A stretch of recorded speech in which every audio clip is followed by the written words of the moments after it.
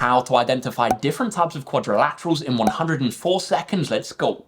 As a lot of you guys might know, a quadrilateral is going to be any polygon, any two-dimensional shape that is, which has exactly 4 sides. Let's have a look at these, which are going to be our most common examples. First off, we have a square and a rectangle. Now, in both a square and a rectangle, we're going to have 4 90-degree angles in each of our corners. And also, we're going to have 2 pairs of opposite parallel sides. Here we can see that that's going to be the case in our square and our rectangle. Our difference, though, is going to be that in a square, we have all 4 of the sides which are the same length, and in a rectangle, only our opposite side lengths are going to be the same. Now, what about our rhombus and our parallelogram? Our rhombus is going to be our tilted square, and our parallelogram is going to be our tilted rectangle. Let's have a look then. Rhombuses and parallelograms, both of them are going to have 2 pairs of opposite angles, which are the same. We have 1 pair there, and then we're going to have our other pairs in the other corners. Rhombus, all 4 of our side lengths are going to be the same.